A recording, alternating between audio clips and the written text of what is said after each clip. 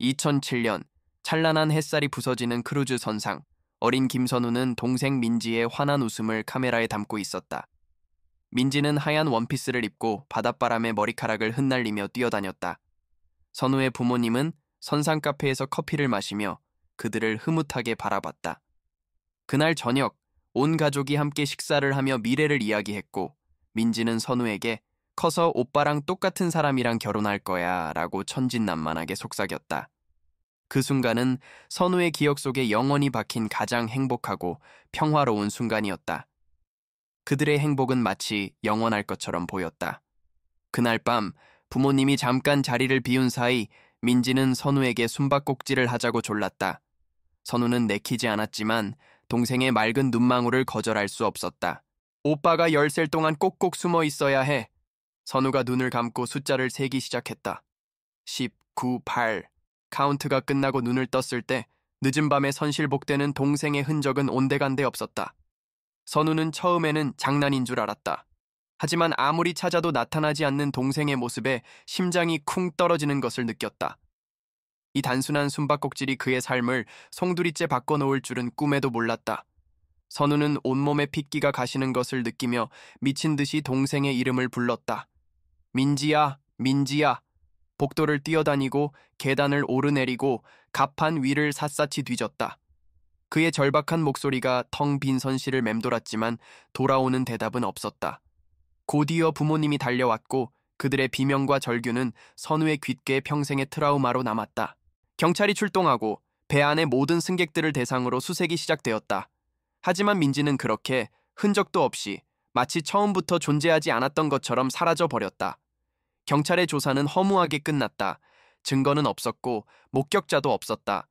선우는 민지와 마지막으로 함께 있었다는 이유로 끊임없이 질문을 받았다.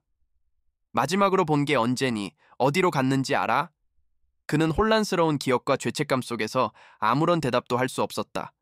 가족들은 뿔뿔이 흩어졌고 선우는 모든 것이 자신의 탓이라고 생각하며 스스로를 고립시켰다. 그날 이후 그의 삶은 사라진 동생을 찾아 헤매는 하나의 긴 악몽이 되었다. 선우의 가슴 속엔 그날 밤의 차가운 바닷바람과 민지의 미소가 영원히 겹쳐 있었다. 그리고 10년이 흘러 2017년 김선우는 어엿한 청년이 되었다. 그는 여전히 어딘가 공허하고 무표정한 얼굴로 살아간다. 그의 방은 민지를 추모하는 사설 기록관과 같았다.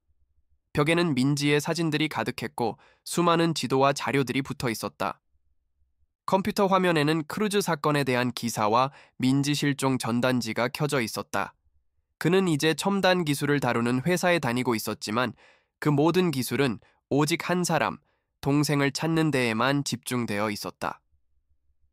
그의 삶은 10년 전 그날 밤, 민지가 사라진 순간에 멈춰 있었다. 그러던 어느 날 밤, 선우는 무심코 페이스북을 스크롤하다가 한 추천 친구 프로필을 보게 된다. 주민서. 스크롤을 멈추고 그녀의 프로필 사진을 보는 순간 선우의 심장이 멎는 듯했다. 사진 속의 소녀는 10년 전 사라진 민지와 쌍둥이처럼 닮아 있었다. 똑같은 눈웃음, 오똑한 콧날, 그리고 무엇보다 그의 기억 속에 생생하게 남아있는 민지의 미소까지. 믿을 수 없는 현실에 그의 손이 떨렸다. 그는 숨을 죽이고 주민서의 프로필을 자세히 들여다보기 시작했다. 사진첩을 넘기는 그의 눈빛은 희망과 절망 사이에서 흔들렸다. 선우는 곧바로 주민서의 프로필을 파고들었다. 그녀의 게시물, 친구들, 그리고 댓글들. 모든 것이 그가 아는 민지와는 전혀 다른 삶의 흔적들을 보여주고 있었다. 그녀는 서울이 아닌 부산에서 살고 있었고 다른 학교를 다녔으며 친구들의 이름도 낯설었다. 심지어 그녀의 가족 사진 속에는 선우와 그의 부모님이 아닌 전혀 모르는 사람들이 환하게 웃고 있었다. 이 모든 것이 혼란스러웠지만 사진 속 주민서의 얼굴은 민지와 너무나도 똑같았다. 희미한 희망이 선우의 마음속에 강렬한 불꽃으로 타오르기 시작했다. 선우는 수많은 고민 끝에 주민서에게 메시지를 보내기로 결심했다. 떨리는 손으로 키보드를 두드렸다. 안녕하세요. 혹시 10년 전에 있었던 크루즈 여행에 대해 기억하세요? 짧은 몇 문장이지만 그의 10년간의 절규가 담겨 있었다. 메시지 전송 버튼을 누른 후 선우는 숨을 죽이고 응답을 기다렸다. 그의 눈에는 희망과 두려움이 교차했다. 그가 보낸 메시지가 그의 삶을 다시 한번 뒤흔들 것이라는 예감. 이 이야기는 이제부터 시작이다. 선우는 자신의 휴대폰만 바라보며 초조하게 밤을 지새웠다. 그리고 다음 날 오후 마침내 주민서로부터 답장이 왔다. 무슨 말씀이신지 모르겠네요. 전 10년 전에 크루즈를 탄 적도 없고 오빠도 없습니다. 단호하고 차가운 단어들의 선우의 희망은 산산조각났다. 그러나 그는 포기할 수 없었다. 선우는 그녀의 부정에서 오히려 무언가를 숨기려는 절박함을 느꼈다. 어쩌면 그녀는 겁을 먹었거나 누군가의 감시를 받고 있을지도 모른다고 생각했다. 그의 머릿속은 다시 한번 복잡하게 얽히기 시작했다. 거절에 좌절한 선우는 자신의 컴퓨터 앞에 앉아 키보드를 두드리기 시작했다. 이제는 정정당당한 방법으로는 안 될 것 같았다. 그는 자신의 뛰어난 해킹 능력을 발휘해 그녀의 페이스북 계정을 추적했다. 그녀의 사진에 담긴 위치 정보와 게시물 기록들을 분석하여 그녀가 주로 활동하는 지역과 동선을 파악했다. 그녀의 흔적은 모두 부산에 집중되어 있었다. 그는 마치 범죄 현장을 조사하는 형사처럼 그녀의 모든 디지털 발자취를 집요하게 추적했다. 10년 만에 잡힌 한 줄기 희망을 절대 놓칠 수 없었다. 선우는 더 이상 주저하지 않았다. 그는 간소한 짐을 꾸려 부산행 기차에 몸을 실었다. 그의 부모님은 아들의 갑작스러운 행동에 불안해하며 그를 말렸다. 선우야, 이제 그만해. 또다시 상처만 받을 거야. 그러나 선우는 부모님의 만류를 뿌리치고 부산으로 향했다. 그의 마음속에는 죄책감과 함께 동생을 찾아야 한다는 사명감이 불타오르고 있었다. 선우는 10년의 공백을 메우기 위해 자신의 모든 것을 걸고 이 위험한 길로 나아가고 있었다. 그의 앞날에 어떤 진실이 기다리고 있을지 아무도 알지 못했다. 부산에 도착한 선우는 곧바로 그녀의 흔적을 쫓았다. 그는 주민서가 다니는 대학교와 아르바이트를 하는 카페를 알아냈다. 멀리서 그녀의 모습을 지켜보며 선우는 자신이 정말로 동생을 찾고 있는 건지 아니면 단순한 집착에 사로잡힌 건지 혼란스러웠다. 그녀의 웃음소리, 머리칼을 쓸어넘기는 작은 몸짓 하나하나가 민지와 닮아 있었지만 낯선 사람의 것이었다. 그는 멀리서 그녀를 지켜보며 알 수 없는 감정들에 휩싸였다. 민지가 아닌 다른 사람에게서 민지를 찾으려는 자신의 행동에 그는 괴로워했다. 선우는 며칠 동안 카페 주변을 맴돌며 주민서를 관찰했다. 그러다 용기를 내어 카페 안으로 들어갔다. 주민서가 카운터에서 주문을 받고 있었다. 선우는 마치 10년 만에 동생을 만난 것처럼 가슴이 뛰었다. 그는 차 한 잔을 주문하며 조심스럽게 말을 건넸다. 혹시 민지라는 이름의 동생이 있으신가요? 주민서는 순간 굳어졌다. 그녀는 선우를 경계하는 눈빛으로 쳐다보며 무슨 소리인지 모르겠네요. 빨리 계산해 주세요. 라고 차갑게 말했다. 선우는 자신의 질문이 그녀에게 깊은 불안감을 조성했다는 것을 깨달았다. 주민서는 선우에게 불쾌감을 표하며 다시는 찾아오지 말라고 경고했다. 선우는 그녀의 단호한 거절에 만견자실했다. 그는 다시 한번 좌절감에 빠졌다. 정말 그가 모든 것을 잘못 생각한 것일까? 민지를 향한 그리움이 만들어낸 허상이었을까? 그러나 그의 직감은 여전히 이 모든 것이 단순한 우연이 아니라고 외치고 있었다. 그는 더 깊은 진실을 찾아야 했다. 선우는 10년 전 사건을 담당했던 형사를 찾아가 보기로 결심했다. 그에게는 아직 남아있는 마지막 희망이 있었다. 선우는 10년 전 민지 실종 사건을 담당했던 박 형사의 행방을 수소문했다. 박 형사는 이미 은퇴하여 한적한 시골에서 살고 있었다. 선우는 그를 찾아가 10년 전의 사건 파일을 다시 꺼내달라고 부탁했다. 박 형사는 잊고 살았던 그 사건에 대해 회상하며 씁쓸한 표정을 지었다. 그는 선우에게 그날 이후로 내 인생이 뒤틀렸지, 미안하다, 끝내 진실을 밝히지 못해서 라며 오래된 서류철을 건넸다. 선우는 낡은 서류들을 하나하나 넘기며 10년 전의 기억을 되짚어갔다. 낡은 사건 파일 속에는 배에 탑승했던 승객 명단이 있었다. 선우는 자신의 가족 이름과 민지의 이름을 확인하며 서류를 훑어 내려갔다. 그 순간 그의 눈에 낯선 이름 하나가 들어왔다. 이민호와 그의 딸 이민주. 그는 자신의 아버지와 친분이 있던 사업가라는 사실을 기억했지만 왜 그들이 민지 실종 사건에 연루되었는지, 그리고 왜 부모님은 이 사실을 단 한 번도 언급하지 않았는지 의문이 들었다. 10년 동안 존재하지 않았던 새로운 퍼즐 조각이 그의 손에 들어온 순간이었다.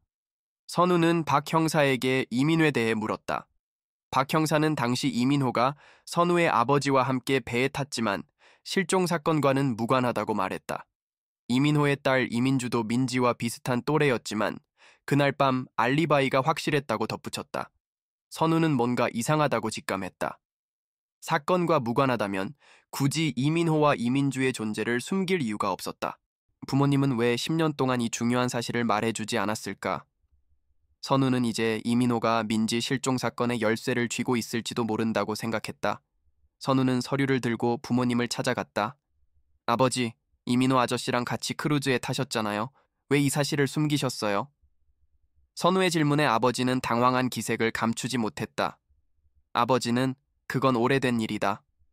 괜히 너희들 걱정시킬까봐 말 안 한 것뿐이야 라고 변명했다. 그러나 그의 눈빛은 불안으로 흔들리고 있었다. 어머니는 아버지를 감싸며 선우야, 제발 이제 그만 잊어. 네 동생은 이미 우리 곁에 없어. 라고 울먹였다. 부모님의 회피하는 태도는 선우의 의심을 더욱 증폭시켰다. 선우는 다시 부산으로 돌아왔다. 이번에는 주민서의 프로필 사진들을 재분석했다. 그는 사진의 메타데이터를 추출하여 주민서의 과거 사진들이 사실은 최근에 촬영된 것임을 밝혀냈다. 사진의 EXIF 데이터는 그녀가 어렸을 때 찍었다고 주장하는 사진들이 실제로는 2017년 부산에서 찍혔음을 명확히 보여주고 있었다. 선우는 자신의 분석이 틀리지 않았음을 확신했다. 그녀의 어린 시절은 완전히 조작된 거짓말이었다. 선우는 주민서의 신상 정보가 가짜라는 확신을 얻게 되었다. 그녀의 이름, 나이, 심지어 가족 관계까지 모두 조작된 것일 수 있다는 결론에 도달했다. 선우는 이 사실을 바탕으로 그녀의 진짜 신원을 찾아내기 위해 더 깊이 파고들었다. 그는 주민서의 가짜 신분증을 발급해준 기관을 찾아내려 했고 그 과정에서 그녀가 사회 시스템의 허점을 이용한 누군가의 조작된 삶을 살고 있다는 것을 깨달았다. 이제 선우는 그녀가 단순한 사기꾼이 아니라 어떤 이유로 인해 자신의 신분을 숨기고 살아야만 하는 피해자일지도 모른다고 생각하기 시작했다. 선우는 주민서를 다시 찾아갔다. 이번에는 그녀를 직접 만나는 대신 그녀가 일하는 카페 테이블에 쪽지를 남겼다. 당신이 누구인지 알고 있습니다. 저는 당신을 해치려는 사람이 아닙니다. 제가 도와줄게요. 쪽지에는 그의 연락처와 함께 단 한 문장이 적혀 있었다. 그는 더 이상 자신의 감정을 앞세우지 않았다. 이제 선우는 조용히 진실을 밝히기 위해 그녀의 도움을 얻고자 했다. 그의 행동은 그녀에게 깊은 의문을 남겼고 그녀는 선우를 다시 한번 쳐다보았다. 쪽지를 남긴 뒤 선우는 꼬박 하루를 기다렸다. 아무런 연락도 오지 않자 그는 실망감을 감추지 못했다. 그러나 그때 그의 휴대폰에 발신자 표시가 없는 메시지가 도착했다. 저녁 18시 55 공원 벤치. 짧은 메시지였지만 선우의 심장은 격렬하게 요동쳤다. 그녀가 드디어 그에게 응답한 것이다. 선우는 약속 장소로 향하며 드디어 모든 진실이 밝혀질 것이라는 기대와 함께 또 다른 거대한 폭풍이 몰아칠 것임을 직감했다. 그의 인생을 짓눌러온 10년의 미스터리가 드디어 풀릴 것인가. 어두운 공원 벤치의 주민서가 겁에 질린 표정으로 앉아 있었다. 그녀는 선우가 나타나자 더욱 몸을 웅크렸다. 선우는 그녀에게 다가가 조심스럽게 말했다. 괜찮아요. 전 당신을 다치게 하려는 게 아니에요. 주민서는 한참을 망설이다가 마침내 떨리는 목소리로 입을 열었다. 나는 주민서가 아니에요. 선우는 그 말을 듣고 가슴이 터질 것 같았다. 그의 예상은 맞았다. 그는 그녀에게 당신은 누구입니까? 그리고 우리 민지에게 무슨 일이 있었던 거죠? 라고 물었다. 그녀는 선우의 눈을 똑바로 쳐다보며 깊은 한숨을 내쉬었다. 주민서는 자신의 진짜 이름이 이민주라고 고백했다. 10년 전 크루즈에서 선우의 아버지와 함께 사업을 했던 이민호의 딸이었다. 그녀는 10년 전 그날 밤 민지와 함께 있었다는 것을 인정했다. 민지는 그날 밤 당신의 아빠와 함께 있었어요. 이민주의 고백은 선우의 머릿속을 강타했다. 그는 자신이 기억하는 것과 전혀 다른 진실 앞에 혼란스러웠다. 민지가 실종되기 직전 자신의 아버지가 마지막으로 함께 있었다는 사실에 그의 온몸은 얼어붙었다. 이민주는 그날 밤의 진실을 털어놓았다. 아저씨랑 민지 언니는 갑판에서 심하게 다투고 있었어요. 민지 언니는 울고 있었고 아저씨는 화를 내고 계셨어요. 저는 무서워서 숨어 있었는데 이민주의 이야기는 선우의 기억을 완전히 뒤집어 놓았다. 선우는 그날 밤 아버지가 민지를 찾고 있었다고 기억했다. 하지만 이민주의 증언은 아버지의 알리바이가 거짓이었다는 것을 의미했다. 선우는 아버지가 민지 실종 사건과 깊이 관련되어 있다는 충격적인 사실을 받아들여야 했다. 선우의 마음속에는 거대한 폭풍이 몰아쳤다.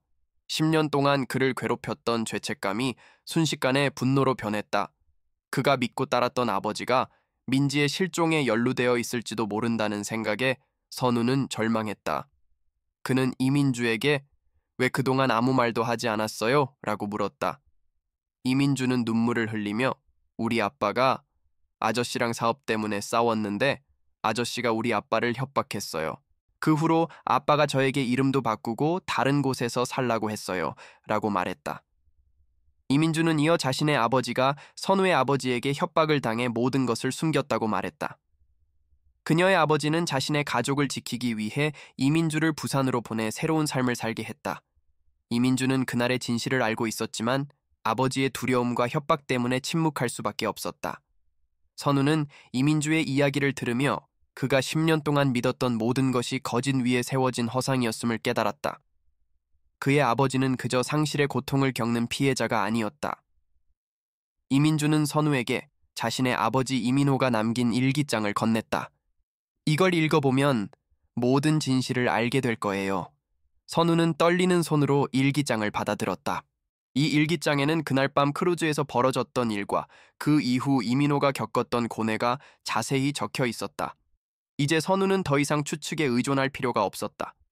일기장은 선우에게 10년 동안 감춰져 있던 진실을 향한 결정적인 단서가 되었다.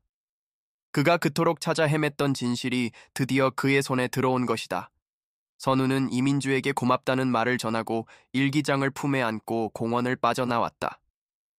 그는 집으로 돌아가는 길 내내 일기장을 읽었다.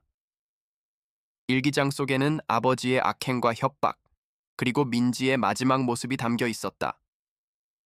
선우는 민지를 지키지 못했다는 죄책감에 갇혀 10년을 살았지만 진짜 진실은 아버지의 추악한 비밀이었다.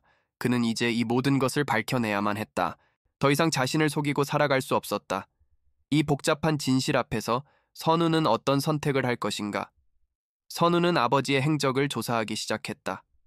이민주의 증언과 일기장을 토대로 그는 아버지가 10년 동안 민지의 실종을 은폐하기 위해 벌였던 모든 행동을 추적했다. 아버지가 민지의 실종 이후 어떤 사람들을 만났고 어떤 거래를 했는지, 그리고 왜 이민호의 가족을 협박했는지에 대한 증거를 모았다. 선우의 마음은 분노와 배신감으로 가득 찼다. 그는 사랑하는 동생을 잃은 슬픔에 잠겨 있을 때 그의 아버지는 진실을 숨기기 위해 온갖 악행을 저질렀다는 사실에 몸서리쳤다. 이제 선우는 결정을 내려야 했다.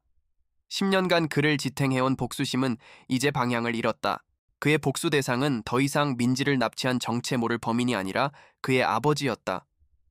선우는 자신의 가족과 아버지를 향한 배신감, 그리고 민지를 향한 죄책감 사이에서 갈등했다.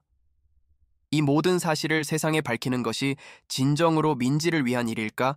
아니면 이대로 묻고 자신의 삶을 살아가는 것이 현명한 선택일까? 그의 내면은 걷잡을 수 없는 혼란에 휩싸였다. 이민주의 증언과 이민호의 일기장은 선우의 세계를 완전히 뒤흔들었다. 그는 민지가 실종된 것이 단순한 사고가 아니라 어른들의 추악한 비밀과 깊이 연관된 비극이었음을 깨달았다. 선우는 아버지의 이중적인 모습에 충격을 받았다.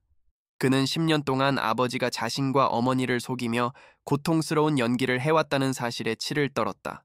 이제 선우는 단순히 동생을 찾는 것을 넘어 그를 짓눌러온 진실을 마주하고 잃어버린 정의를 되찾기 위한 싸움을 시작해야만 했다. 그에게 남은 시간은 많지 않았다. 선우는 이민호의 일기장 마지막 페이지에서 충격적인 사실을 발견했다. 이민호는 민지가 실종된 날 밤 선우의 아버지와 민지 사이의 대화를 엿들었다는 기록을 남겼다. 민지는 아버지에게 아빠가 왜 저한테 거짓말을 했어요? 아저씨랑 무슨 일이 있었던 거예요? 라고 물었다. 아버지는 민지에게 모두 널 위해서 그런 거야 라고 답했다. 그날 밤의 대화는 단순한 부녀 간의 싸움이 아니라 아버지가 민지에게 숨겨왔던 어떤 중대한 비밀과 관련이 있었던 것이다. 이 모든 것이 한순간에 밝혀지자 선우는 숨을 쉴 수 없었다. 선우는 일기장을 덮고 눈을 감았다. 머릿속에는 10년 전 그날 밤의 기억이 파노라마처럼 스쳐 지나갔다. 분명 그는 민지와 숨바꼭질을 하고 있었다. 그런데 왜 아버지는 민지와 함께 있었을까? 그리고 민지는 왜 아버지에게 거짓말을 했다고 따졌을까? 선우의 기억은 조작된 것일까? 아니면 아버지가 모든 상황을 조작한 것일까? 모든 의문은 선우의 아버지를 향했다. 선우는 더 이상 망설일 수 없었다. 그는 아버지에게 진실을 요구해야만 했다. 그의 10년은 아버지가 만든 거대한 거짓말 속에서 허우적대고 있었던 것이다. 선우는 이민호의 일기장을 품에 안고 집에 돌아왔다. 거실에는 부모님이 앉아 아무 일 없었다는 듯 평화로운 저녁을 보내고 있었다. 그들의 웃음소리가 선우의 귀에는 가식적으로 들렸다. 선우는 더 이상 참을 수 없었다. 그는 일기장을 테이블 위에 내던졌다. 10년 동안 저한테 거짓말을 하셨군요. 이제 모든 걸 말씀해 주세요. 선우의 목소리는 분노와 배신감으로 떨리고 있었다. 아버지는 테이블 위 일기장을 보고는 얼굴이 창백해졌고 어머니는 무슨 일인지 몰라 불안한 눈빛으로 선우를 바라보았다. 아버지는 처음에는 강하게 부정했다. 이게 무슨 헛소리냐? 민지를 잃은 충격에 헛것을 본 것이냐? 그는 선우의 손에 들린 일기장을 낚아채려 했다. 그러나 선우는 물러서지 않았다. 이민호 아저씨가 남긴 일기장이에요. 아버지가 민지 실종 사건과 관련이 있다는 증거입니다. 이제 더 이상 숨기실 수 없어요. 선우는 그날 밤 민지가 아버지와 다투고 있었다는 이민주의 증언까지 덧붙였다. 아버지는 더 이상 도망칠 곳이 없다는 것을 깨달았다. 온 집안은 거대한 폭풍 전의 고요처럼 팽팽한 긴장감에 휩싸였다. 아버지의 굳게 닫힌 입에서 마침내 진실이 터져 나오기 시작했다. 그는 고개를 떨군 채 흐느끼며 말했다. 그래, 내가 그날 밤 민지와 함께 있었어. 아버지는 이민호와 엮인 부정한 사업 때문에 큰 빚을 졌고 민지가 그 사실을 우연히 알게 되었다고 고백했다. 민지는 아버지가 어머니와 자신에게 거짓말을 하고 있었다는 사실에 충격을 받았고 모든 것을 알고 있다는 사실을 아버지에게 폭로했다. 이민호와 이민주의 진술이 모두 사실이었던 것이다. 선우는 10년간 이어진 거짓말에 경악했다. 어머니는 남편의 고백을 듣고 충격에 빠졌다. 여보, 이게 무슨 말이에요? 10년 동안 당신은 우리한테 거짓말을 해온 거예요? 어머니의 눈에서는 굵은 눈물이 뚝뚝 떨어졌다. 그녀는 사랑하는 딸을 잃은 슬픔 속에서 남편에게 의지하며 버텨왔지만 그 모든 위로와 위로의 말들이 거짓이었다는 사실에 몸서리쳤다. 가족 간의 신뢰는 한순간에 무너졌다. 어머니의 절규는 선우의 가슴을 더욱 찢어놓았다. 한 가족의 비극적인 서사가 그날 밤의 진실과 함께 완벽하게 무너져 내렸다. 아버지는 떨리는 목소리로 그날 밤의 모든 것을 털어놓았다.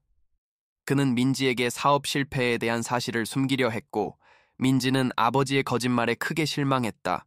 화가 난 민지는 아빠가 싫어, 왜 거짓말을 해? 라고 소리치며 가판 난간 쪽으로 달려갔다. 아버지는 민지를 붙잡으려 했지만 민지는 이미 감정적으로 격앙된 상태였다. 늦은 밤 거칠게 부는 바닷바람과 파도 소리가 그들의 목소리를 집어삼키는 듯했다. 아버지는 마지막 순간의 기억을 쥐어짜냈다. 민지는 난간에 걸터앉아 아버지를 원망스러운 눈빛으로 바라보았다. 아버지는 민지야, 제발 돌아와. 아빠가 다 미안해 라고 애원했다. 하지만 그 순간 거친 파도가 배를 크게 흔들었고 민지는 균형을 잃고 난간 아래로 추락했다. 아버지는 민지의 손을 잡으려 했지만 그의 손이 닿기도 전에 민지는 깊고 어두운 바닷속으로 사라져 버렸다. 민지의 마지막 모습은 절규하는 아버지의 눈동자에 영원히 박혔다. 그렇게 민지를 잃은 아버지는 극심한 공포와 죄책감에 휩싸였다. 그는 민지를 잃었다는 사실과 함께 자신의 사업적 비밀이 밝혀질까 두려워 도망쳤다. 민지를 찾으러 온 선우와 가족들에게 그는 태연하게 아무것도 모르는 척 연기했다. 아버지는 10년 동안 그 모든 비밀을 가슴에 묻고 살아왔다. 그는 딸의 죽음에 대한 죄책감, 그리고 가족을 속인 비겁함 속에서 매일 밤 지옥을 경험했다. 그의 거짓말은 한 아이의 실종 사건을 완벽하게 은폐했고 그 결과는 가족 모두의 고통으로 돌아왔다. 진실이 모두 밝혀진 순간 어머니는 그 자리에서 주저앉아 실신했다. 선우는 10년간 그를 짓눌렀던 죄책감 대신 배신감과 슬픔이라는 더 깊은 나락으로 떨어졌다. 그의 아버지는 민지를 잃은 피해자가 아니라 비극의 원인이었다.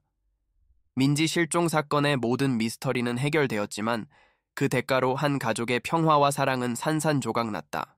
선우는 자신의 손으로 직접 찾아낸 진실이 그가 그토록 사랑했던 가족을 파괴했다는 사실에 뼈아픈 고통을 느꼈다. 이제 그에게 남은 것은 아무것도 없었다. 진실이 밝혀진 후 가족은 완전히 파괴되었다.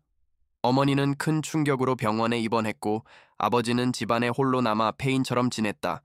한때 행복했던 가족의 집은 차갑고 쓸쓸한 공간으로 변했다. 선우는 더 이상 그 집에서 잠들 수 없었다. 10년 동안 그는 민지를 찾아 헤매는 삶을 살았지만 이제는 모든 진실을 알게 된 후의 삶을 어떻게 살아가야 할지 막막했다. 그의 머릿속은 온통 혼란으로 가득했다. 진실은 그의 삶에 종지부를 찍었지만 그 어떤 평화도 가져다 주지 못했다. 선우는 며칠간 고민에 휩싸였다. 아버지의 비밀을 묻어두고 살아가는 것은 또 다른 거짓말을 시작하는 것이라 생각했다. 그는 더 이상 침묵으로 죄를 감출 수 없다고 결론 내렸다. 선우는 이민호의 일기장과 이민주의 증언이 담긴 녹취 파일을 들고 경찰서로 향했다. 그는 그날의 진실을 세상에 밝히기로 결심했다. 그의 결정은 아버지를 벼랑 끝으로 내모는 것이었지만 민지의 억울한 죽음을 밝히고 정의를 바로 세우는 길이라고 믿었다. 선우의 고발로 아버지는 민지 실종 사건에 대한 증거 은폐 혐의로 체포되었다. 뉴스는 이 사건을 대대적으로 보도하며 완벽했던 한 가족의 충격적인 비밀을 폭로했다. 선우는 세상의 비난과 시선을 온몸으로 받아내야 했다. 그는 아버지가 수감된 교도소로 찾아갔다. 아버지는 수척해진 얼굴로 선우를 바라보았다. 길고 긴 침묵 끝에 아버지는 미안하다, 모든 것이 내 잘못이었다 고 흐느꼈다. 그 말에 선우는 복잡한 감정에 휩싸였다. 죄책감과 분노, 그리고 용서하고 싶은 마음이 뒤섞여 그를 괴롭혔다. 선우는 부산으로 내려가 이민주를 만났다. 그녀는 여전히 두려움에 떨고 있었다. 선우는 그녀에게 이제 모든 것이 끝났어요. 아저씨가 남긴 일기장으로 모든 진실이 밝혀졌어요. 이제 더 이상 숨어 살지 않아도 돼요. 라고 말했다. 그는 그녀의 진짜 신분을 되찾아주기 위해 도움을 주겠다고 약속했다. 이민주는 선우의 따뜻한 말에 눈물을 흘렸다. 그녀는 선우에게 고마워요. 이제 진짜 제 삶을 살 수 있을 것 같아요. 라고 말했다. 그들의 운명은 10년의 비극적인 진실 앞에서 새롭게 얽혔고 이제 함께 새로운 길을 걷게 되었다. 이야기의 마지막, 선우는 조용히 바닷가를 찾았다. 10년 전 민지가 사라진 곳을 바라보며 그는 작은 하얀 국화 한 송이를 바다에 띄워 보냈다. 이제 그에게는 더 이상 민지를 지키지 못했다는 죄책감이 남아있지 않았다. 대신 민지가 겪었을 고통과 슬픔에 대한 깊은 연민만이 남았다. 그는 민지의 죽음이 자신의 잘못이 아니라 어른들의 추악한 욕심과 거짓말이 빚어낸 비극이었음을 온전히 받아들였다. 바다에 흩날리는 하얀 국화는 10년의 슬픔을 씻어내는 듯 평화로웠다. 선우는 바다에 등을 돌리고 발걸음을 옮겼다. 그는 10년간의 집착과 고통으로부터 해방되었다. 가족은 무너졌지만 그는 진실을 택함으로써 자신을 올가맨 과거의 그림자에서 벗어났다. 그의 얼굴에는 여전히 슬픔이 남아 있었지만 이전의 공허함 대신 희미한 희망의 빛이 보였다. 이 이야기는 진실을 밝히는 것이 때로는 가장 고통스러운 길임을 보여주며 막을 내린다. 그러나 진정한 구원은 고통스러운 진실을 마주하는 용기에서 시작된다는 메시지를 남긴다. 선우의 이야기는 끝났지만 그의 삶은 이제 다시 시작될 것이다.